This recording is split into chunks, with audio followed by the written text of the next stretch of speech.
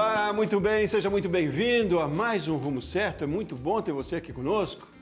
Bom, todo mundo sabe que uma máxima do empreendedorismo é ter capacidade de enfrentar desafios, né? Mas tem uma outra máxima também, que para quem empreende é também um negócio de oportunidades. Vamos falar sobre isso hoje, enfrentar os desafios e também aproveitar ou usar das oportunidades no empreendedorismo. Trago um especialista aí no assunto para conversar com a gente, lá de São Paulo, Alexandro Cross, cofundador e diretor de negócios da CXP Brasil, empresa especializada em tecnologia e inovação.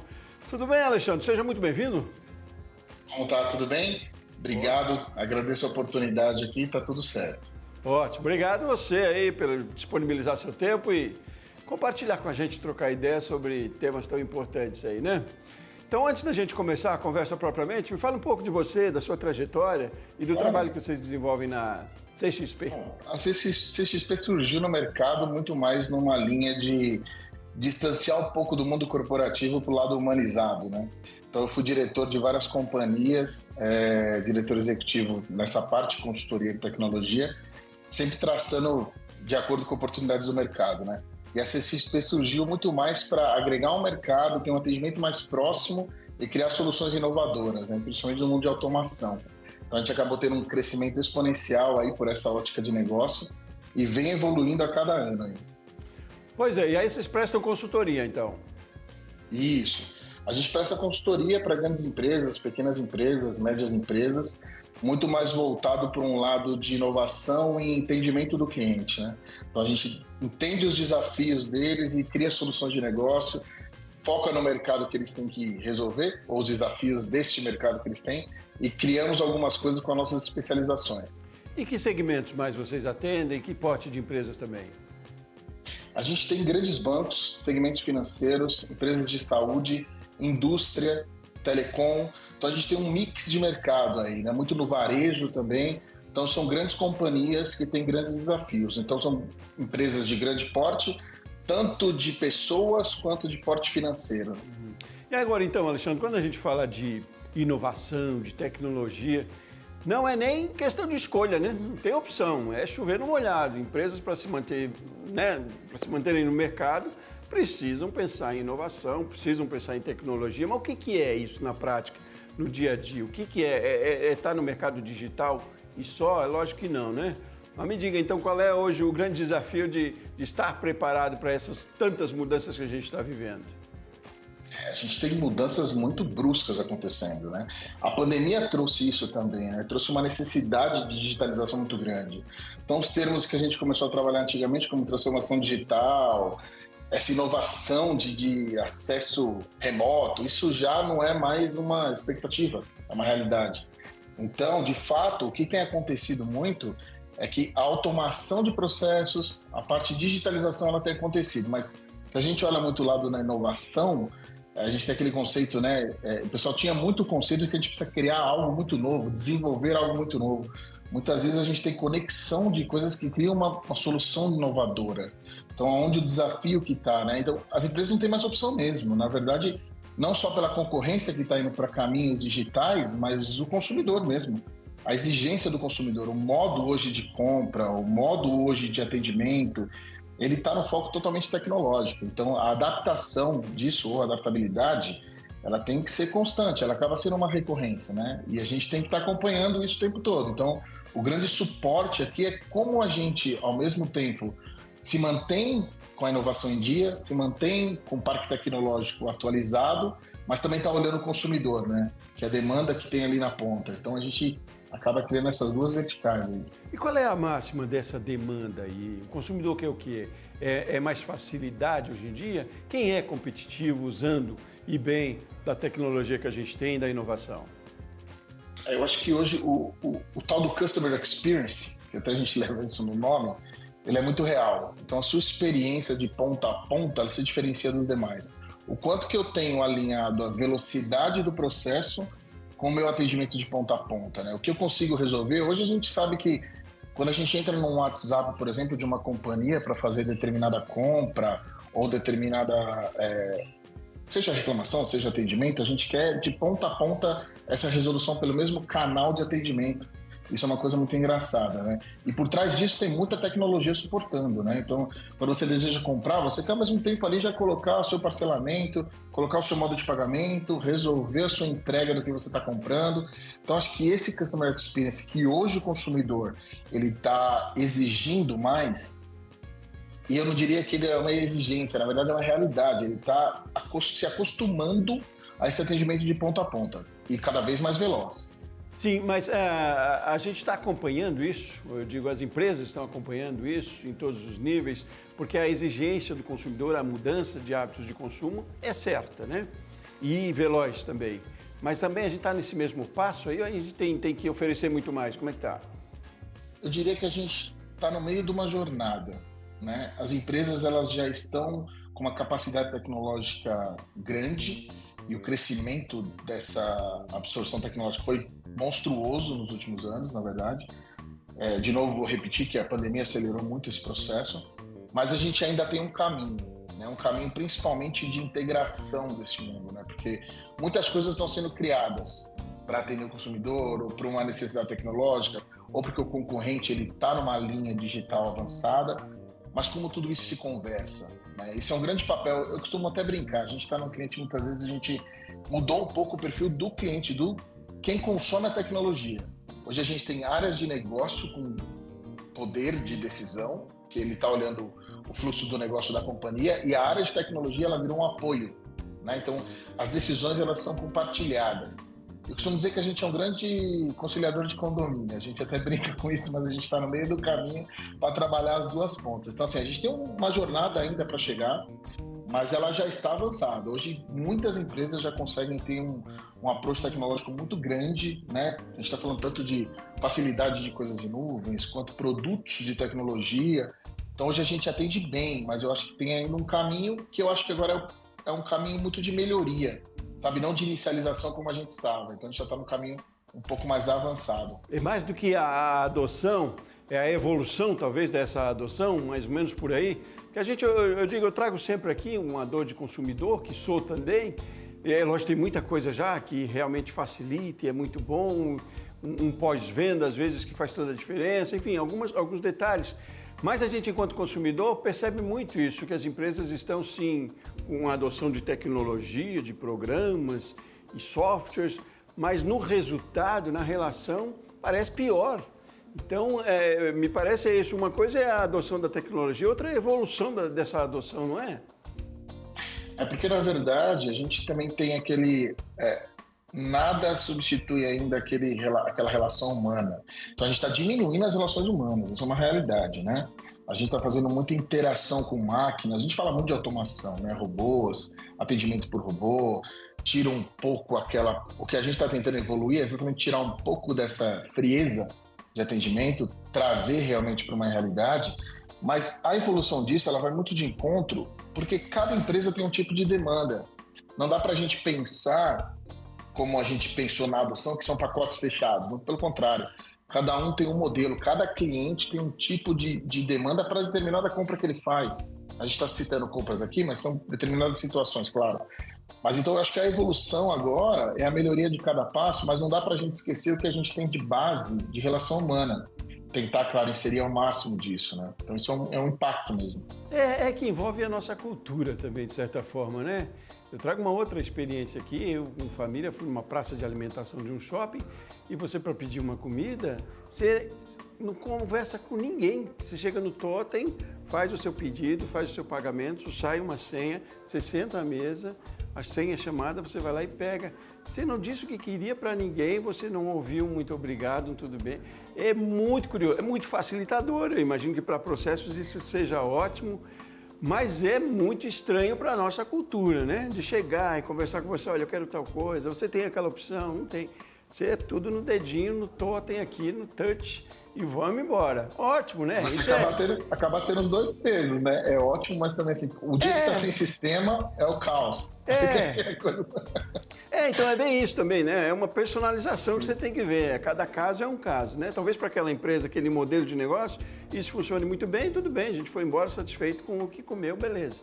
Mas é claro que para algumas coisas a gente precisa conversar mais, talvez, né? Usar da tecnologia, sim, para processos e conversar mais, né? Mas esse entendimento também é um aprendizado que a gente está evoluindo nesse sentido também, né? De entender por onde acontece, quando não acontece, respeitar também, eu imagino, a opção de escolha do consumidor, né? Outra situação é você chegar a um restaurante e ver o cardápio só pelo QR Code, por exemplo. Eu posso, enquanto escolha, mesmo tendo celular, mesmo não querer fazer dessa forma. Posso querer um cardápio físico, não é? E eu acho que esse respeito à opção é que talvez a gente tenha que caminhar um pouco mais do que o avanço da técnica exatamente. Faz sentido, Alexandre? Total sentido. Na verdade, quando a gente iniciou o processo de comentar sobre inteligência artificial, a grande discussão era a substituição do humano. E esse conceito não é para ser real, né? Na verdade, ele é nosso processo. Ele tem que suportar, na verdade, deixar a gente com atividades mais, eu diria, nobres, como dizem, né?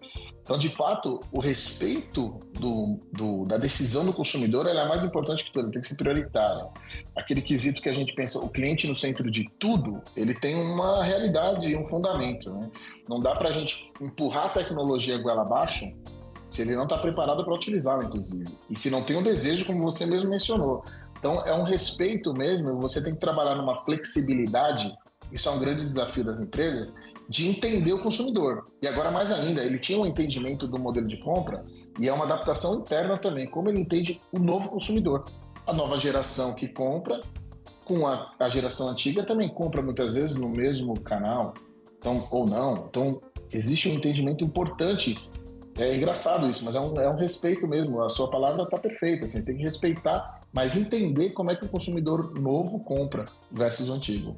A gente está vivendo uma revolução, né? Claro que daqui a uns anos é que a gente vai se dar conta de que foi uma revolução, como todas elas, a gente com o tempo é que percebe. Foi a revolução industrial, automobilística, revolução verde, agora a gente está vivendo a tecnológica. Está no meio, está nesse turbilhão, que é também necessário que se admita as dificuldades que se tem, né? Os erros que até se comete.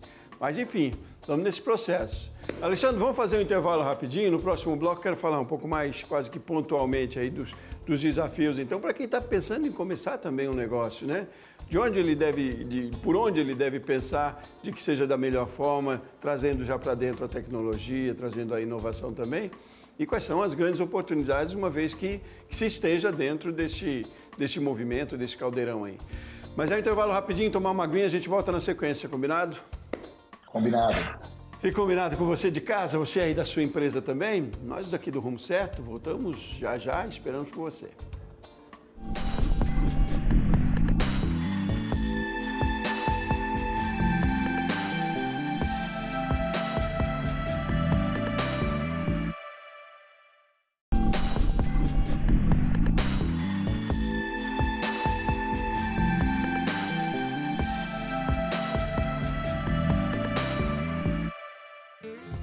De volta com o Rumo Certo, mais uma vez, que bom ter você aqui conosco, seja muito bem-vindo, seja muito bem-vinda.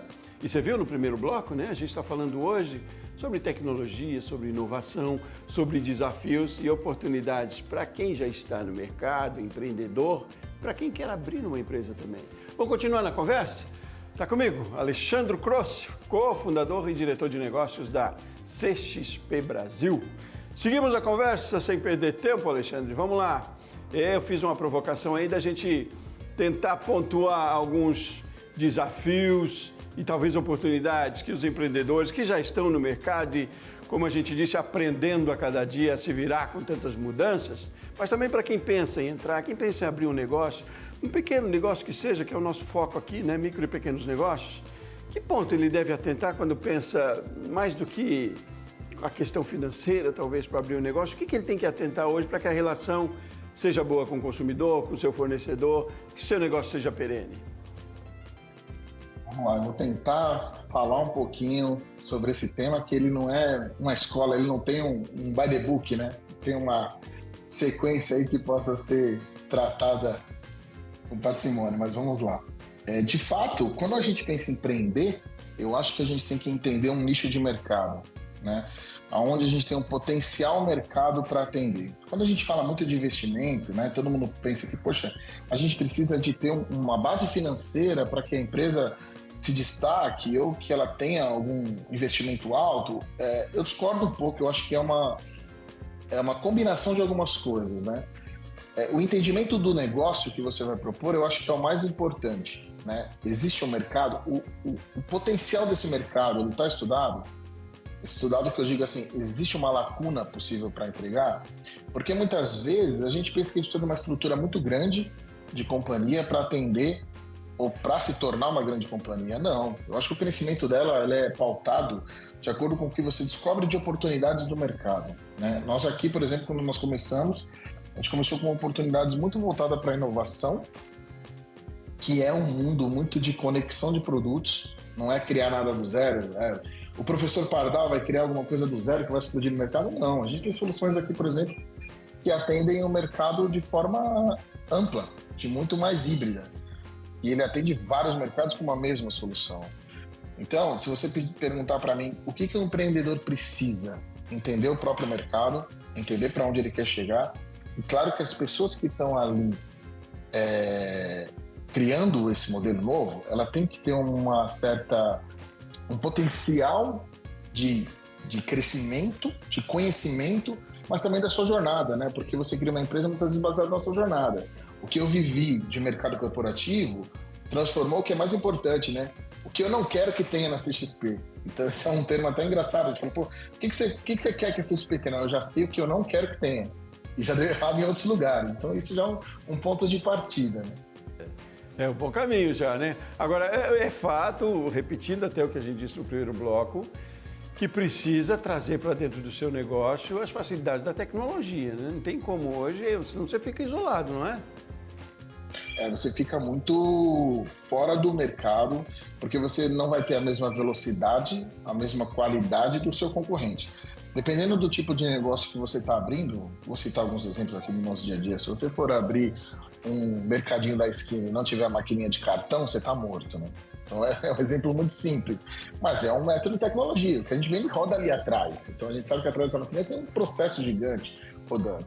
Então assim, a tecnologia, principalmente de automação, ela vem em duas finalizações muito grandes aí, né? Que é a automação do processo em si, a sua cadeia interna, como ele discorre, né? Desde o processo de compra, processo de estoque, né? Estou falando de forma genérica, porque nem todo mundo é do mundo de tecnologia ou vende tecnologia, mas de fato a gente tem que olhar a cadeia, né? Que a gente chama a cadeia de distribuição inteira ali. E ali tem muita tecnologia envolvida. Se você não... E você é uma empresa nova, você já embarca nisso, então hoje muitas empresas já surgem em nuvem, por exemplo, que a gente chama, né? Não tem mais aquela máquina de servidor, porque ele já tem velocidade. Ele começa a empresa hoje, amanhã ele está com todos os softwares lá dentro da nuvem, instalados de automação, então ele não pode fugir mais disso. Não dá mais para começar sem a tecnologia. É um investimento necessário por conta de ter agilidade de processos, né? Facilitação de processos, e porque cria mais oportunidades mesmo, né? A partir da tecnologia que você acaba vendo aí as oportunidades, né? Nós abrimos aqui com dois termos que podem ao mesmo tempo ser quase que sinônimos, né? O desafio e oportunidade parecem contraditórios, mas é quase que a mesma coisa, né? Ou juntos. Você tem o desafio, sim, mas tem muito mais oportunidades. Agora, no cenário que a gente tem no Brasil, Alexandre, também, com outros tantos desafios, já que independentes da tecnologia, mas tem aí carga tributária grande também, né? Enfim, a nossa economia que é tão instável por um lado. A tecnologia, ela chega mais para facilitar também tudo isso? O desafio é cada vez maior ou é mais oportunidade que a gente tem pela frente? Eu acho que o nosso desafio aqui de questão de impostos, tributário como um todo, processo de empreendedorismo, ele vai demorar um bom tempo para morrer.